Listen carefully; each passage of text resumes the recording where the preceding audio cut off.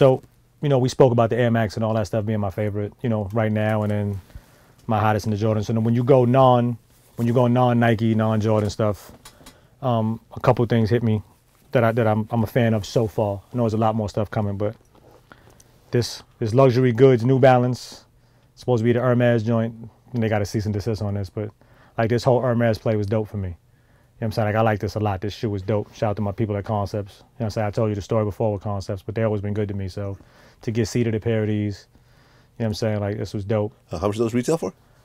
Probably 200 probably. That's not bad. I don't even remember, but these are dope though. So you know, you'd be able to get a pair of those.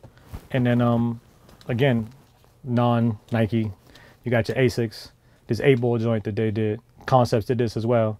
Like the whole 8-ball play and all that stuff. You know what I'm saying? Like this is my era. You know what I'm saying? Like that crack era, that coke era, that's all my era. You know what I'm saying? I survived the 70s, 80s, and 90s. I'm 40 years old. You know what I'm saying? So I survived all that. So I'm proud of that. Never got high a day in my life, but this was always like, I grew up in the streets hustling, B. So like this is the whole thing. And then to top it off for me, man, like again, when you're going non-Nike, everybody knows me as a Nike guy. This runs neck and neck. This runs neck and neck with my Air Max. Like I told you, this is my favorite shoe. And again, as I'm walking around the room, and I had to come back and sit down, like I'm probably gonna lean on the King Push. Like this EQT was crazy, man. You know what I'm saying? Like this is just like, again, this is my life. You know what I'm saying? So this was my life growing up. So history, because you love the Air Max, and I love the silhouette of the Air Max. And like I said, Air Forces haven't been great this year. So far. I'm here with it. Like I'm right here.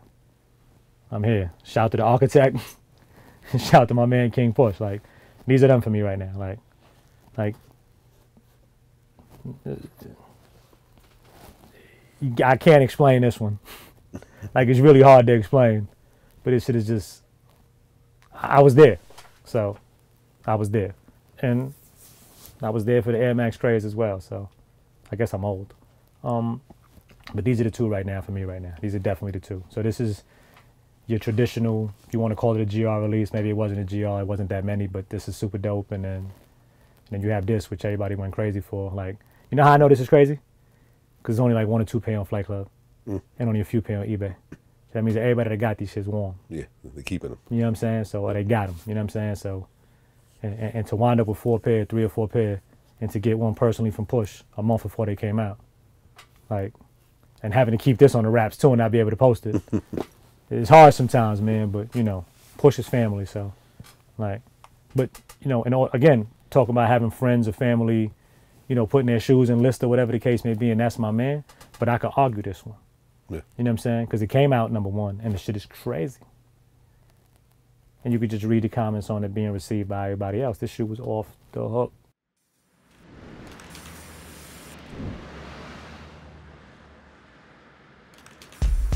This shoe is worth how much you think right now? I think it's easily worth $100,000.